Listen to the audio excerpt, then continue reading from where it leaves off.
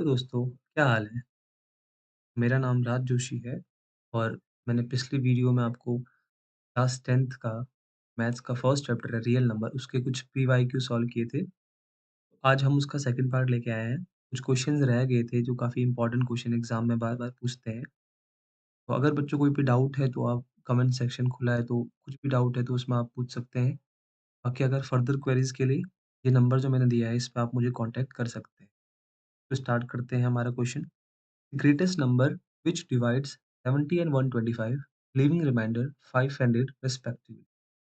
वह greatest number क्या होगा जिससे हम जिससे 70 और 125 को डिवाइड करने पे 5 और 8 रिमाइंडर बचे। तो जो रिमाइंडर 5 और 8 बच रहा है, इसका मतलब वो नंबर इन दोनों को डिवाइड तो कभी नहीं कर पाएगा। रिमाइंडर बचने का मतलब क्या है? वो नंबर ना ही 70 को कंप्लीट डिवाइड कर पाएगा, ना ही 125।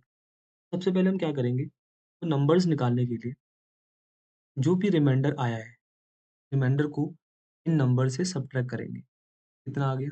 65। 125 में से इसका रिमाइंडर 8 को सब्ट्रैक्ट करेंगे तो कितना आ जाएगा? 170। अब जो मेरे पास नंबर बचे हैं 65 और 117, इनका मुझे क्या निकालना पड़ेगा? Highest common factor.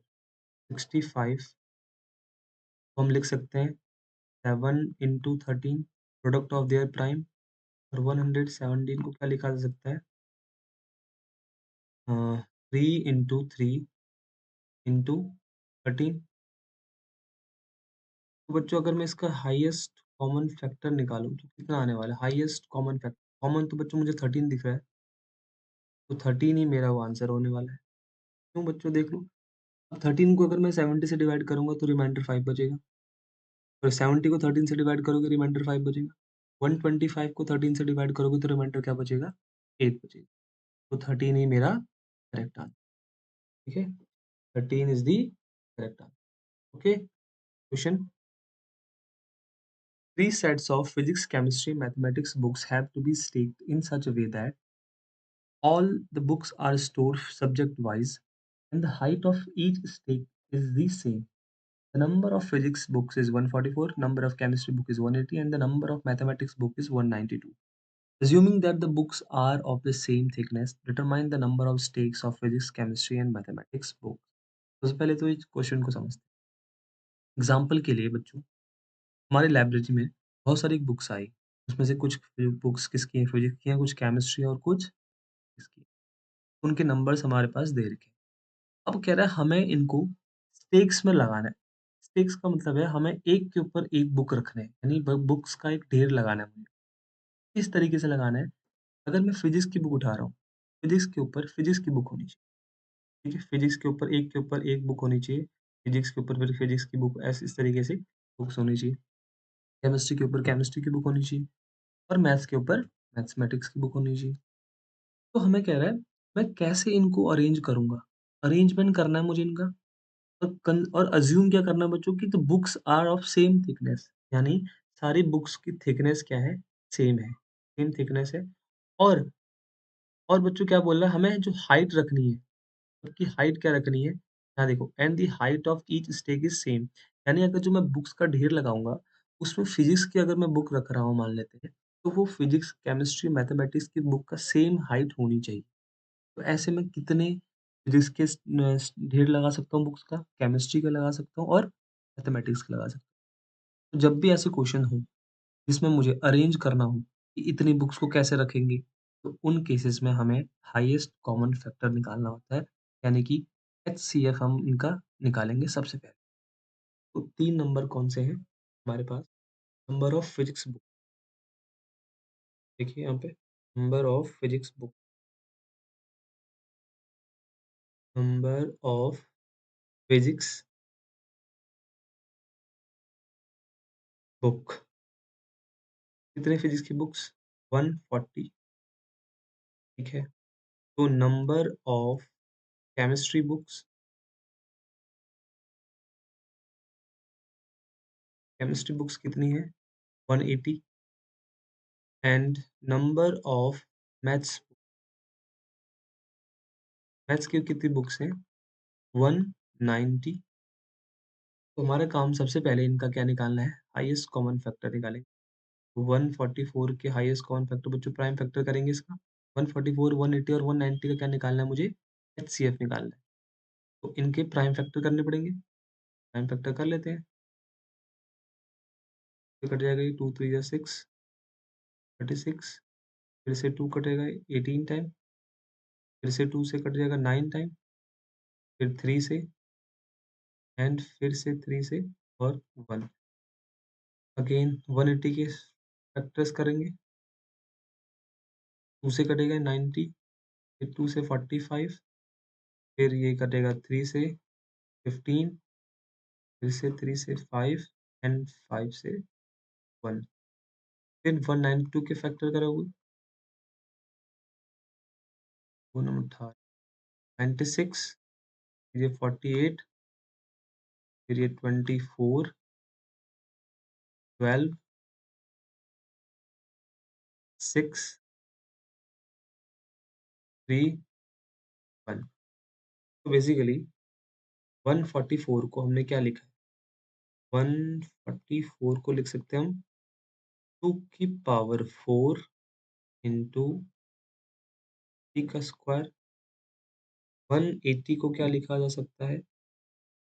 2 का स्क्वायर इंटू टी का स्क्वायर इंटू 5 की पावर 1 एंड 192 को क्या लिख सकते हैं हम? 2 की पावर 1 2 3 6 इंटू 3। तो बच्चों इन तीन नंबर का एचसीएफ क्या होगा? तो हाईएस्ट कॉमन फैक्टर क्या होने वाला है? हाईएस्ट कॉमन फैक्टर में जो भी नंबर्स होते हैं उनकी मिनिमम पावर ली जाती है। तो ऊपर में 2 की हाईएस्ट पावर 4 है, यहाँ 2 की यहाँ 2 की पावर 2 है, यहाँ 2 की पावर 6 है, तो मिनिमम पावर कितनी है? 2 का स्क्वायर इंटू 3 की मिनिमम पावर बच्चों तो देखो तीनों में कितनी 1 और 5 की मिनिमम पावर कितनी? देखो 5 की पावर यहाँ पे तो 1 है, यहाँ पे तो कुछ है नहीं ना।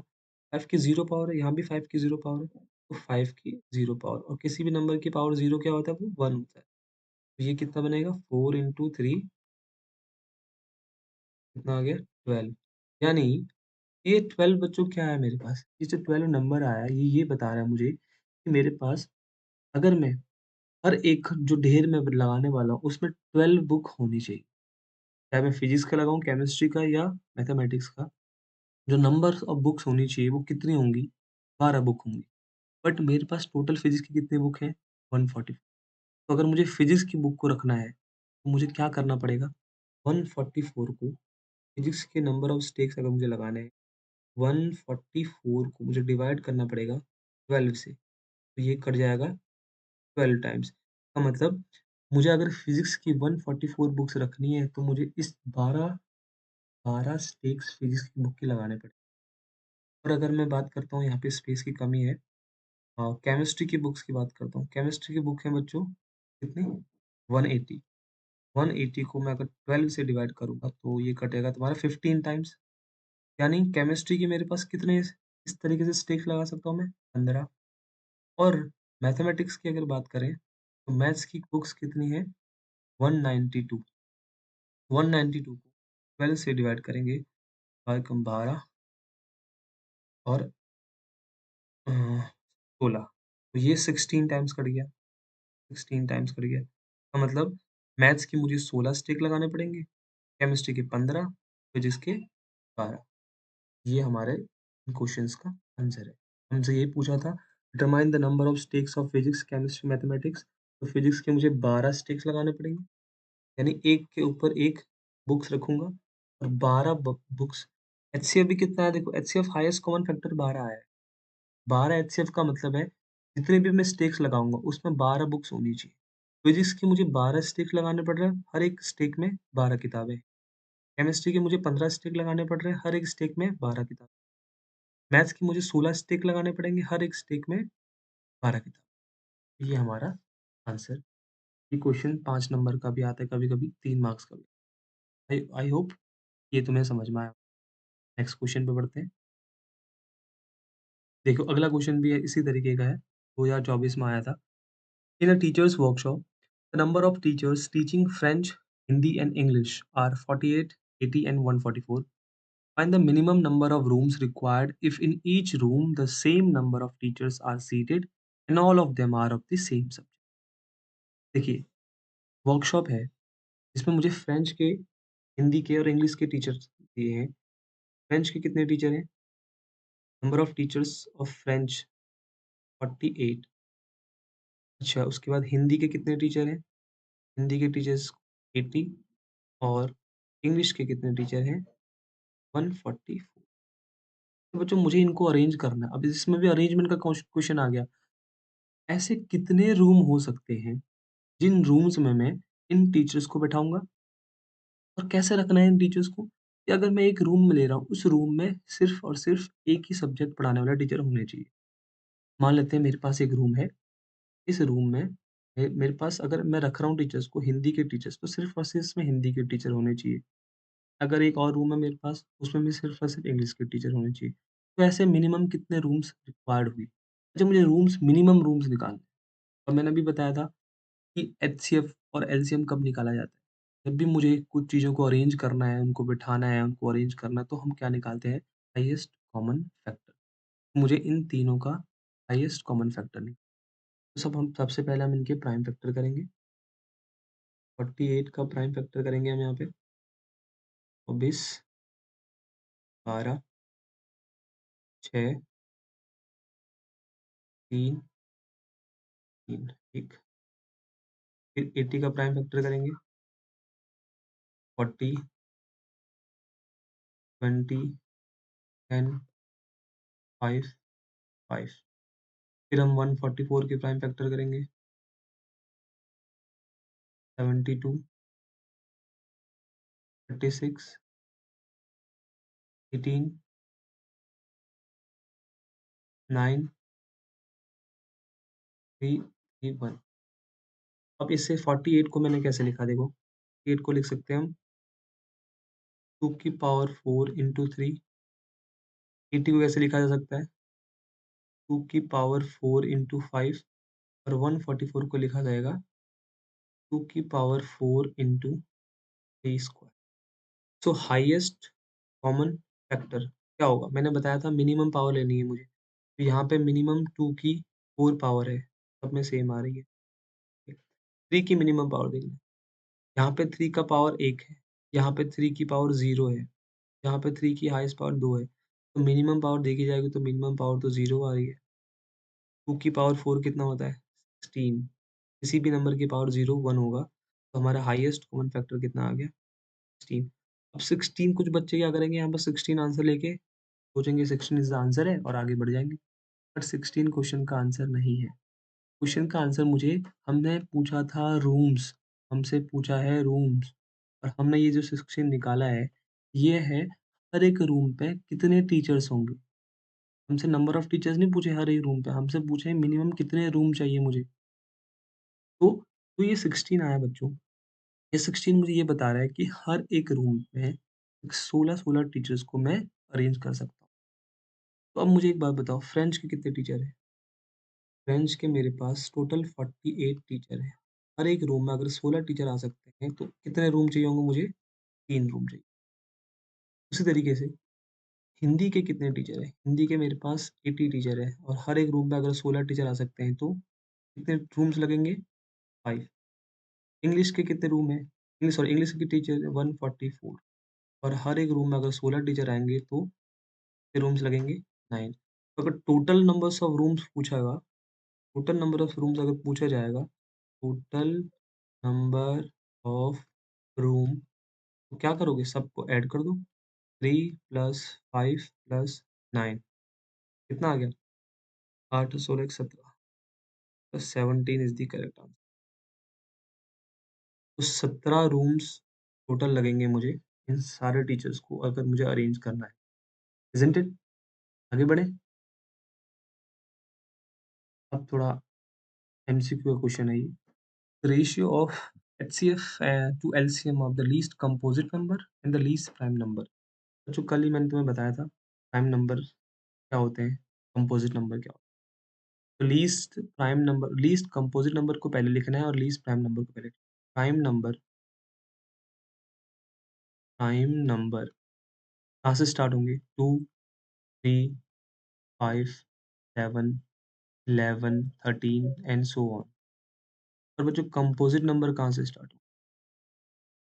कंपोजिट ऐसे नंबर जिनके 2 से ज़्यादा फैक्टर होते हैं, जैसे कि 4 सबसे पहले, फिर 6, फिर 8, 9 एंड सो ऑन। तो मुझे पूछा है रेशियो निकालना है एचसीएफ का एलसीएम के साथ। तो सबसे पहले मैं composite number least composite number कौन-सा आया मेरे पास? लीस्ट कंपोजिट नंबर 4 आया और लीस्ट प्राइम नंबर क्या आया? 2। तो ये 2 नंबर मुझे मिल चुके। इन 2 नंबर का हाईएस्ट कॉमन फैक्टर क्या होगा? 4 और 2 का हाईएस्ट कॉमन फैक्टर क्या होगा? 2। और इन 2 नंबर का एलसीएम क्या होगा? 4 और 2 का एलसीएम कितना होगा? 4। तो मुझे रेशियो निकालना है किसका किसके साथ? एचसीएफ का एलसीएम के साथ रेशियो निकालना है। एचसीएफ 2 आया है, एलसीएम 4, तो ये 4 कट जाएगा, 1:2 is the correct answer.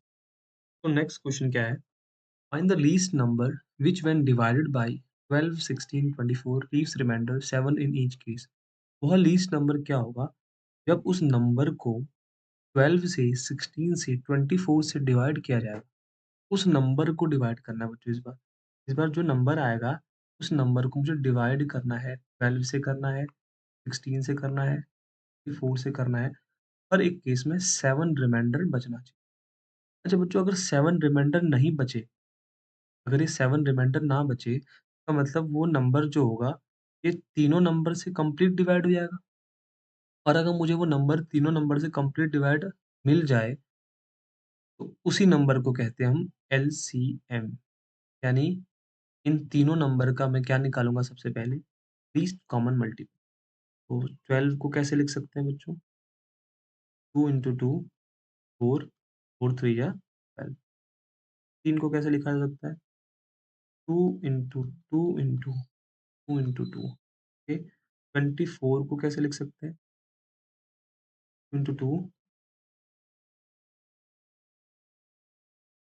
Into 2 दूनी 4 तिया 12 दूनी 24। ठीक है। तो अगर मैं इनका लीस्ट कॉमन मल्टीपल, मैंने क्या बताया था, एलसीएम के लिए हम हाईएस्ट पावर देखते हैं कि कौन सा नंबर कितनी बार लिखा गया है। फर्स्ट में 2 कितनी बार लिखा गया है? 2 बार।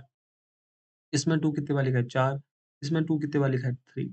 तो 2 को कितने बार हाईएस्ट बार लिखा गया है? 2 की पावर 4 आ गई। अच्छा, 3 को कितने बार हाईएस्ट टाइम लिखा गया है?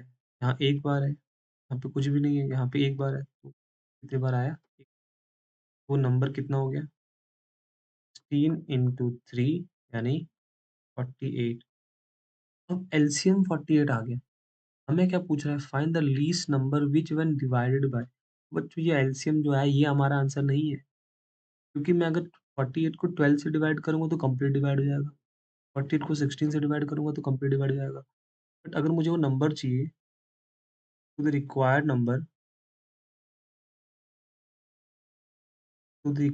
नंबर इज़, जो भी मेरा एलसीएम आया 48, इसमें मैं उस रिमाइंडर को क्या करने वाला हूँ? ऐड करने वाला हूँ। तो 55 ही मेरा आंसर होगा। करके देख लो। 55 को 12 से डिवाइड करोगे तो 7 रिमाइंडर बचेगा। 3 से डिवाइड करोगे 24 रिमाइंडर, शायद 7 रिमाइंडर बचेगा। 24 से डिवाइड करोगे तो फिर भी 7 रिमाइंडर बचेगा। तो आया समझ में? आगे बढ़े? The sum of the exponents of the prime factors in the prime factorization of 4004। मतलब 4004 के प्राइम फैक्टर करना है सबसे पहले। तो हम प्राइम फैक्टर करेंगे 4004 के। 4004 के प्राइम फैक्टर 2 से, फिर से 2 से। अब ये किससे डिवाइड होगा? अब देखो, 3 का डिविजिबल टू सबको पता है। 3 का डिविजिबल टू क्या कहता है बच्चों? इन नंबर्स को ऐड करो, अगर वो ऐड होने के बाद 3 से डिवाइड हो रहे हैं, तो नंबर कंप्लीटली 3 से डिवाइड होगा। 3 से है नहीं, 3 के बाद 7, 11, 11 से करके देखते हैं। 11×99 11 हाँ, 11 से कट गया। फिर ये 7 7 से कर सकता है ये 13 टाइम्स, 13। फिर ये 13 से कर सकता है 1 टाइम्स। 4004 को हमने किस फॉर्म में लिखा है? देखो, 4004 को हम ये लिख सकते हैं, product of their prime 2 into 2 into 7 into 11 into 13। हमसे क्या पूछा था? हमसे पूछा है द सम ऑफ एक्सपोनेंट्स। जो प्राइम फैक्टर करके जो नंबर्स आए हैं, इनके एक्सपोनेंट्स का सम पूछा है। एक्सपोनेंट्स मतलब इनकी पावर्स का सम पूछा है। तो 2 को कितने बार लिखा गया है? 2 की पावर्स कितनी है यहाँ पे? 2। 7 की कितनी पावर है यहाँ पे? 1। 11 की कितनी पावर है? 1। 13 की कितनी पावर है? 1। तो इनका सम पूछा है, जो पावर्स जो एक्सपोनेंट्स है इनका सम पूछा है, तो इनका सम क्या होगा? 2 प्लस 1 प्लस 1 प्लस 1, 3 प्लस 2 5, तो 5 मेरा करेक्ट आंसर हो जाएगा, ऑप्शन नंबर ए। तो उम्मीद करता हूँ बच्चों ये लेक्चर समझ में आया होगा। तो ऐसे ही वीडियो पे बने रहिए और इस वीडियो को ज़रूर लाइक करें और चैनल को ज़रूर सब्सक्राइब करें।